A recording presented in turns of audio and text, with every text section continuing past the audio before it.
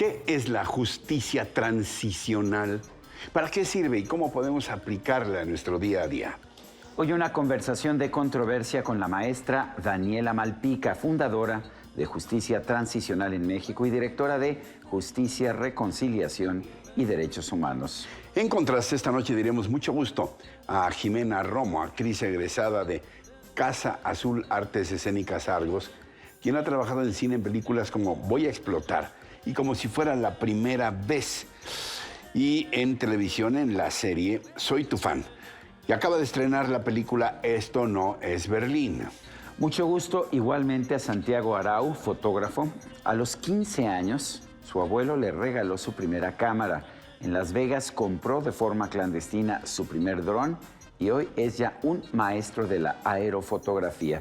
Recientemente publicó el libro Territorios, que reúne 300 de sus mejores fotografías. Y mucho gusto a Paulina Aguirre, compositora e intérprete. Es la primera artista ecuatoriana en ganar un Grammy Latino, el cual obtuvo por su disco Esperando tu voz. Ha escrito música para cine y estrenó hace unos días el video de su tema Como los demás. ¿Qué tal? Qué bueno que están con nosotros. Gracias por acompañarnos una vez más en este espacio. Muy buenas noches, mi querido Sergio. Buenas noches, Ricardo, y bienvenidos a todos ustedes a esta que ya es nuestra emisión 227. Así que no le cambien, que ya estamos de vuelta, ¿eh?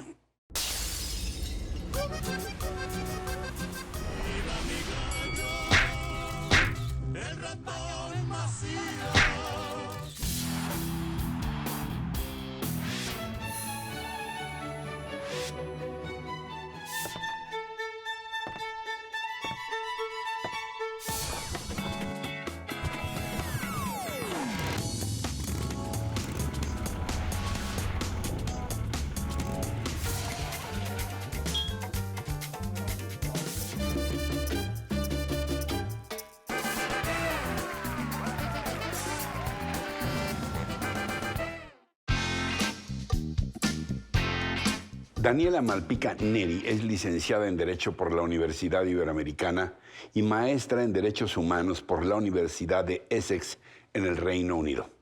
Trabajó en la Unidad de Asuntos Jurídicos de la Subsecretaría de Derechos Humanos y en la Comisión Nacional para Prevenir y Erradicar la Violencia contra las Mujeres de la Secretaría de Gobernación. En la Comisión Nacional de los Derechos Humanos fue asesora y secretaria del segundo visitador general, abocándose a casos de tortura, tortura sexual, desaparición forzada y violación y abuso sexual a menores, entre otros asuntos. Es fundadora de Justicia Transicional en México y directora de JUSRED, Justicia, Reconciliación y Derechos Humanos. Daniela, gracias por estar con nosotros. No, gracias a ustedes. Yo sí quiero empezar con qué es justicia transicional. Bueno, la justicia transicional es una rama del derecho internacional que nace por ahí de los años 80, es una rama bastante reciente, cuando se empieza a estudiar qué han hecho los países que han atravesado por violaciones masivas y graves de derechos humanos, saliendo sobre todo de contextos de dictadura o conflicto. Cómo es que han abordado el poder lidiar con este pasado atroz y poder reconciliarse para construir un futuro democrático en sus países. Los Balcanes, por ejemplo, por los decir Balcanes, algo recientemente. Ruanda, Sudáfrica, Argentina en la dictadura militar. México no tuvo una dictadura, o tuvo una dictadura perfecta, según Mario Vargas Llosa, pero tuvimos muchos casos de tortura, quizás no tan sistemática. ¿Cómo aprendemos de esos casos? Tuvimos una guerra sucia. Tuvimos una guerra sucia. ¿Cómo aplicamos lo que hemos aprendido de esta justicia transicional? Creo que justamente ha sido una lección fallida en México, ¿no? De hecho, cuando entra Fox con la transición, hubo un intento por tener un mecanismo de justicia transicional que fue la Fiscalía Especial que hicieron para los delitos del pasado, que fracasó, hizo un informe, nadie lo peló, fue público muy poco tiempo y se gastó mucho dinero. No tuvo ninguna legitimidad por parte del público y la sociedad, que eso es muy importante. Y sobre todo no hubo justicia para las víctimas de la guerra sucia. No hubo verdad, no hubo justicia, no hubo reparación, ¿no? Son los casos, por ejemplo, de Rosendo Radilla, que tuvieron que irse hasta la Corte Interamericana para obtener una sentencia allá. Cambiaron también el paradigma de derechos humanos aquí en México. Fue a raíz de esa sentencia que tenemos también el cambio acá de la inclusión del término de derechos humanos, la gran reforma en 2011 de derechos humanos acá en México, pero son lecciones fallidas. Nosotros no hemos podido lidiar con un pasado atroz y que se ha venido repitiendo y escalando. Pero ¿por qué se justifica el concepto de justicia transicional cuando se supone que la justicia es un término lo suficientemente sólido? ¿Por qué transicional? Hay que ponerle adjetivos. ¿Por qué? ¿Por qué modificar el concepto de justicia? Tiene que ver un poco con el fondo de la justicia transicional, ¿no? Por lo general se ha aplicado en contextos de transición de paz, bueno, más bien de conflicto a paz o de dictadura a democracia, ¿no? ¿Cuál ha sido el contexto, más bien, cuál ha sido las circunstancias de la justicia transicional y del contexto O la mexicano? justificación ética, de moral pública, a eso me refiero. Sí, aquí, bueno, ahí es justo, ¿no? Es cómo lidiamos también con personas que han estado en el poder, por eso transicional, porque muchas veces no están dispuestos a investigarse a sí mismos o no hay voluntad política. Entonces, transicional es un periodo de transición. Por lo general se instauran cierto tipo de mecanismos que no van a durar para siempre, ¿no? Una comisión de la verdad no va a estar 30 años investigando, va a tener un periodo de 3 a 5 años, va a emitir su informe, vas a tener un registro de víctimas, vas a tener un tribunal o unos juicios que también van a tener un tiempo determinado de duración. Por eso se habla de transición, es un periodo de transición para poder alcanzar o acercarnos a verdad, justicia, reparación y garantías de no repetición para las víctimas. Daniel, hablaste de la experiencia fallida de Vicente Fox con esta comisión sobre los delitos del pasado. ¿Cómo estás viendo hoy esta justicia transicional? Tenemos todavía muchos esqueletos en el closet. Pues mira, creo que a raíz de las declaraciones del presidente Andrés Manuel cuando era precandidato de las amnistías, justamente los que nos dedicamos a estudiar la justicia transicional, defendimos un poco la idea siempre y cuando fuera en un contexto de justicia transicional con el resto de los mecanismos, ¿no? Una gran comisión de la verdad que pudiera estudiar las distintas violencias que están sucediendo en nuestro país. 22,000 desaparecidos. 40,000. Bueno, 40,000 según el enfoque, oficial. según el sí. De todas maneras son muchos. Muchísimos. Nos instalan en la barbarie, nos alejan de la civilización. Más de 200,000 muertos desde que se inició la llamada guerra contra el narcotráfico. Pero sí, ha sido una escalada de violencia que no hemos podido parar, que no hemos podido estudiar de una manera y poder atenderla hacia las causas estructurales. Y la otra no hemos logrado comprender que es una red de macrocriminalidad y que no es nada más los grupos de la delincuencia organizada, sino también hay colusión con muchos gobiernos, ¿no? Tanto federales como estatales. ¿Qué pasa en el caso de las mujeres que ahora están levantando su voz de todas las maneras posibles, ¿no? Desde los performances, las marchas, etcétera? Siguen los feminicidios. Hay estados de la República donde se castiga más a un robador de vacas, a un cuatrero, que a un violador de mujeres. Claro.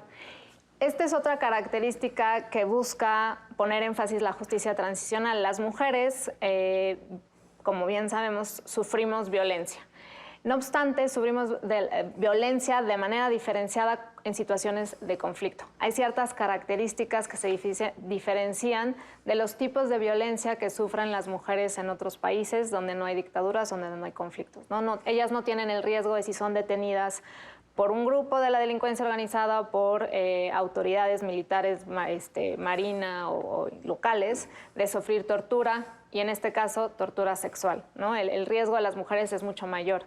El impacto que tiene en las mujeres el hecho de tener un familiar desaparecido, la desaparición por lo general ocurre en contextos de guerra o de dictadura, no en otros, y dos, pues por lo general son mujeres que el sustento económico es el padre del hogar o el marido, y cuando desaparecen no es solo lidiar con el dolor de tener un familiar desaparecido, es también el entonces tener que convertirse en el sustento económico de toda una familia. Daniel, hablabas de la amnistía del presidente López Obrador, aunque estaba, por ejemplo, a muchos delitos comunes o delitos como el aborto.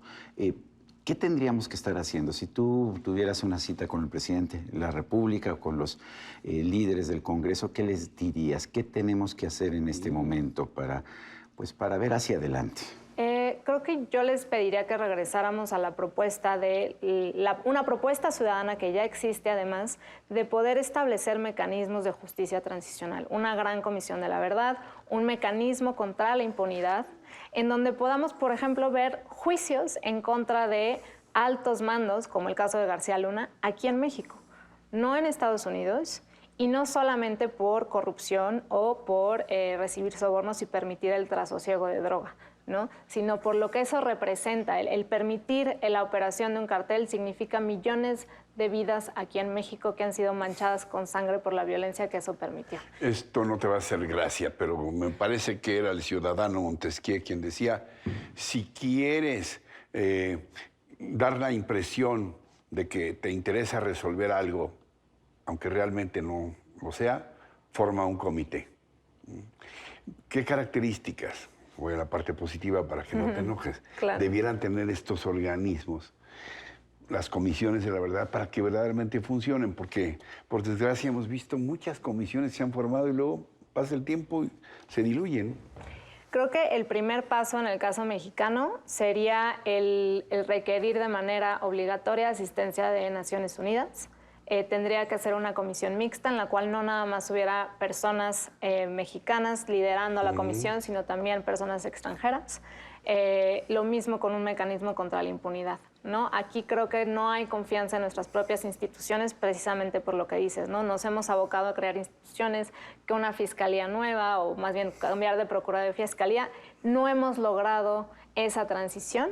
Y a través de estos mecanismos podríamos comenzar a recuperar y comenzar a construir de nuevo el Estado de Derecho. Para algunos esto de pedir ayuda a las Naciones Unidas o a la Comisión Interamericana de Derechos Humanos es renunciar a nuestra soberanía. ¿Qué les dices?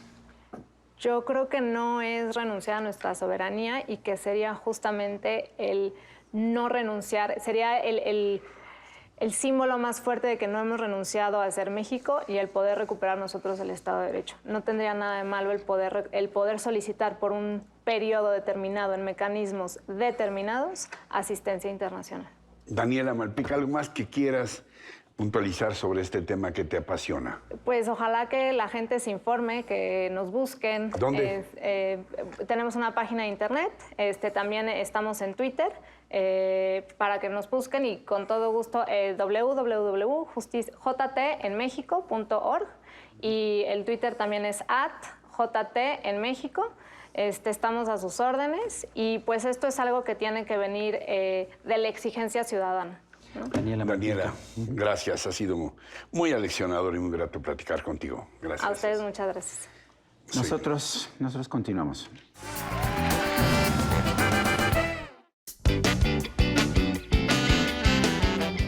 Y ya me muero de emoción. Tú sabes que esta es mi sección más importante, la favorita. Ya les platicábamos quiénes están hoy y ahora aquí los recibimos con muchísimo gusto. Jimena Romo, muy bien. Que acaba Mucho gusto. Andaba de estreno, has andado de estreno.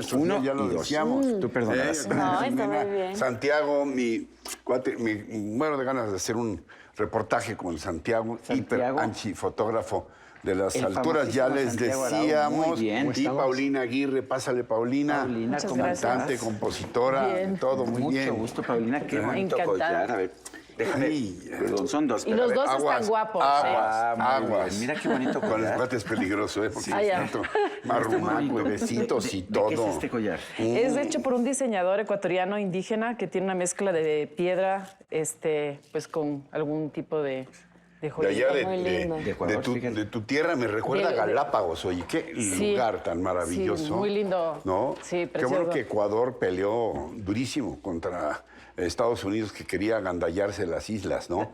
Las islas, sí, pues son Sí, históricas. la verdad sí. O sea, Ecuador, aunque es un país bastante pequeño, tiene las Islas Galápagos, tiene montañas, el Chimborazo, el Cotopaxi, volcanes muy grandes Y en el vocación mundo. amazónica. Y por supuesto la Amazonía. Sí, hay de todo ahí. Y bueno, hablando de imágenes, ¿qué significa para ti volar? ¿Tú vuelas con tus drones para captar estas imágenes? Santiago. ¿Tú vuelas? Sí, no, Santiago. Ahora traes territorios que son... Territorios. ¿Ya los vieron, chicas? No, Enséñaselos, no, por no. favor. Les Vas a traigo- ver qué imágenes capta Santiago con sus drones.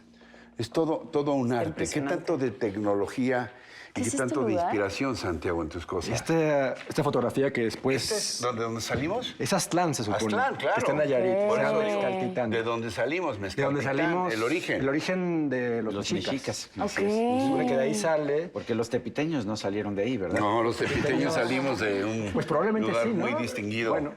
Fíjate nada más qué fotos tan más bellas. ¿A qué altura Pues hay has muchas llegado alturas. a hacer volar a tus... He volado, tus vuelo drones? con drones, con helicópteros, con avionetas, todo lo que suba. Hay fotografías en este libro con vuelos comerciales. Siempre me ha gustado ir arriba, ver cómo se ven las cosas desde Santiago, allá. yo tenía que preguntarte esto, ¿y no te da vértigo? Me da vértigo, sí. Soy una persona que sufre mucho vértigo, pero cuando me pongo la cámara, los fotógrafos decimos eso, que cuando tenemos la cámara en nuestras manos es un escudo. Y yo creo que parte de mi trabajo, pues lo utilizo así, como un escudo para poder ver estas vistas enormes que se ven desde arriba por toda la hermosas. República. Y cuando llegas de nuevo a la superficie, ¿no te desilusionas? No, porque cuando yo... No Con lo que está pasando aquí abajo. No me desilusiono, porque este país, por donde se vea, es impresionante. Creo que una de las cosas en este viaje que hice por todo México, literal por todo México, desde Tijuana hasta Tapachula, el Golfo de México, las dos penínsulas, Baja California, la península de Yucatán, el Pacífico, las sierras, las fronteras. Lo que más disfruté era dejar de trabajar e irme a comer. En México, en cualquier lugar donde te metas, comes impresionante. Las personas también. No es un libro tanto de retrato, es un libro más de paisaje. Pero todo lo que vi, lo que comí, las personas que conocí. Tendrías que aclarar que esto no es Berlín. Que esto definitivamente no es Berlín, ¿no? Por supuesto. ¿De dónde que salió no. el título de tu película? El título es una frase que se dice en la película y creo que Hari Sama, el director, decidió que fuera el título porque creo que engloba todo lo que quiere decir en el sentido de la búsqueda de la identidad, de la búsqueda sobre todo como mexicanos, que siempre estamos en ese medio de que queremos parecernos a los europeos o a nuestros vecinos, pero también tenemos una propia identidad, pero estamos luchando todo el tiempo con ella, de aceptarla, de no, y justamente o sea, la película trata de unos artistas que están tratando como de hacer cosas interesantes, pero están muy influenciados por Berlín. No en Berlín, pero en ese momento, en 1986, la movida de Berlín estaba muy fuerte. Sí. Entonces, aquí estaban muy influenciados por eso. Pero justo como dice un personaje, llega y les dice, a ver, ubíquense, esto no es Berlín. Bueno. Lo de la migración no te es ajeno. El tema de la migración. Bueno, sí, en Los Ángeles, en California, existen 11.423.000 mexicanos. Habemos en Los Ángeles no muchos ecuatorianos, pero muchos en España, al punto de que en una época tuvieron que cerrar las fronteras. Pero ha sido, yo creo que muy gratificante las oportunidades que podemos tener, yo pienso tanto en la industria de la música como en la industria del cine. Cuéntanos de tu video como los demás. ¿Qué vemos en este video que expresa, que refleja? Bueno, yo creo que escuchando cosas bien interesantes que estamos hablando hoy, ¿no? Cosas como bastante orgánicas de la cámara, de la actuación. Las redes sociales son necesarias, son importantes, pero al mismo tiempo también nos han absorbido lo que son las relaciones reales, ¿no? Porque la manera como el día de hoy nos estamos vinculando, relacionando con la gente, ya no es levantando el teléfono, sino es como que yo no quiero hablar, mando un mensaje, ¿no? Entonces, eso nos crea una enajenación, pero también a las personas que, especialmente a los chicos muy jóvenes que no tienen una identidad clara, pues esa necesidad de afecto en la que si sienten el rechazo porque no les ponen un me gusta o un me sigue, entonces causa, pues sí, o sea, una frustración. A mí este hombre, Ricardo Rocha, no me hace caso si no le mando un WhatsApp. Podemos estar comiendo juntos y le mando un WhatsApp y él me hace caso. No, lo dice burlándose porque yo detesto esos aparatos. Yo la verdad le tengo un pánico, no sé ustedes, a la utilización que se pueda tener, esta exageración de que están todo el tiempo con el aparatito. Pues yo siento que es muy beneficioso, pero también muy dañino, a punto que Mark Zuckerberg de Facebook, ¿no? Ha puesto puesto en algunos países ya restricciones para que no toda la gente pueda ver los me gusta, porque estaba causando especialmente en los chicos jóvenes y también en las mujeres todo el tema de la cuestión, yo no sé, más bien yo les pregunto a ustedes, ¿la cuestión alimenticia de bulimia y anorexia existía antes o no? Sí, Pues siempre ha existido, pero ahora es más notable. Sí, en este caso también me lleva a preguntarte, ¿cómo haces tú para seleccionar tus proyectos? ¿Qué tanto te importa el fondo, es decir, lo que va a decir la película? Y no estoy hablando de mensajes moralinos, no. Sino que haya pues una discusión, por lo menos ahí, ¿qué tanto te importa el fondo y qué tanto te importa la forma? Es decir, ¿quién va a dirigir, con quién vas a estar, el presupuesto? Siempre me ha importado con quién voy a trabajar. Eso siempre ha sido muy importante para mí. Pero también hasta esto no es Berlín, tuve la oportunidad como de empezar a decir, sabes que estas cosas no quiero hacer y estas cosas sí quiero hacer, pero yo estoy buscando cosas que me muevan a mí. Justo la película Esto no es Berlín habla de la voz del artista y la voz de cómo tenemos que ser honestos con nosotros, tenemos que ser honestos con el público. Y no siempre te van a, no siempre te van a gustar, o sea, no siempre vas a gustar. claro. Pero no puedes, digamos, poner tu voz en peligro, no la puedes, ¿cómo se dice? ¿En un no la proyecto puedes, que no te gusta o para un personaje que no te gusta? pues no puedes cambiar No la puedes tu voz. falsear. No puedes, sí, no te... Disfrazar. Justo solo para agradar a un público. Existen proyectos así y he estado en proyectos así, pero no me han dado mucha satisfacción, la verdad. Me da más satisfacción. Me gusta mucho la actuación. Me parece un misterio, me parece una cosa muy difícil de hacer bien y de hacer extraordinariamente bien. Y yo busco... ¿Teatro o cine? Los dos. Los dos. Sí, los tres. ¿Por qué estabas asintiendo a lo que decías? Porque coincido con ellas dos. O sea, vivimos en una época en donde estamos condicionados al me gusta, estamos condicionados a la aprobación. Ahora más, siempre ha existido, ¿no? Esta aprobación. Pero ahora como estamos todo el tiempo viéndonos en una pantalla y estamos todo el tiempo, la verdad, idiotizados ahí, viendo lo que... Idiotizados. Pues, ¿qué es la palabra, sí, no? sí, es Vamos verdad. todo el tiempo y luego yo me doy cuenta que voy en el taxi y digo, ya, lo voy a dejar de usar. Una más. Ver los rostros de la Funciona gente. el WhatsApp. ¿No? Ya no estamos viendo el paisaje urbano ni las caras de los que nos rodean. Pero tampoco hay que satanizar, o sea... Claro. Mi trabajo se dio a conocer gracias a estas redes. Por supuesto. Pero tampoco me quiero subir a la ola porque si me subo solo a esta ola digital, me voy a revolcar Bueno, rápidamente, ¿dónde te busca la gente, Santiago? en las redes. En las redes. Pero también en mi casa, me pueden ir a tocar. Ah, muy bien. Pero en las redes, ¿en dónde? ¿En qué Santiago-Arau, estoy en Twitter y en Instagram. Ahí pueden ver mi trabajo. Por ahí pongo, voy a hacer una exposición en San Ildefonso el 27 de febrero que se inaugura. Muy bien. Es una exposición fotográfica Vienes acá para recordarnos. que no es digital. Sí. Entonces, bueno, Ahí Paulina. vamos a ir todos, ¿no? claro Vamos a ir a que sí. echarle Sí, porras. venga. Ya, Y de ahí ya pues, es una difusión. cita, pero Paulina, ¿dónde te buscamos? Bueno, yo estoy como Paulina Aguirre Music en Instagram, en YouTube y en Facebook. También estoy en Twitter como Paulina Aguirre 7. Estoy con algunos conciertos en Lima, en Ecuador. Estamos con una película donde hice la ¿Cuándo te música vemos aquí también. en concierto? Bueno, estamos planeando justamente hacer algo para el mes de junio, julio, con el embajador de mi país, de algunos talentos mexicanos con algunos talentos ecuatorianos y lo que es el cine, las artes plásticas y varias cosas que se pueden integrar. ¿Dónde te buscamos, Jimena, para tus proyectos? ¿En En el cine? cine. ¿En teatro? En el cine, por En supuesto. teatro. Sí, pues, Ahí está, esto no es Berlín, por supuesto, pero si te quieren buscar las personas, ¿hay redes sociales o hay algo? redes sociales, estoy como Jimena La Romo en Instagram y en Twitter, que la verdad no lo uso tanto, pero estoy como Jimena Romo M. Muy bien. ¿Y algún día vas a hacer la Romo? Ah, En la ¿verdad? escuela me decían La Romo. Mis amigos me Bueno, decían pero La siempre el Romo. artículo ya es así como La un Romo. estatus, ¿eh? Bueno, No, pues- será Pero seguramente. me gusta mi nombre, me gusta Seguramente. mucho Jimena. Jimena Romo. Bueno, me parece muy bien. Sí. Nosotros vamos a continuar. Gracias, no se vayan. gracias.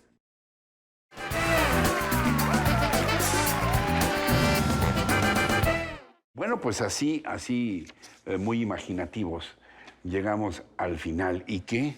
Pues les deseamos. Pues un feliz año, un muy buen feliz año, que disfruten la fiesta, pero también un gran año nuevo. Nos vemos la próxima semana, más bien nos vemos el próximo año, en lo que será nuestro programa número 228. Un año próximo de desafíos, pero estamos seguros todos de poder superarlos. Pues hasta entonces, hasta siempre.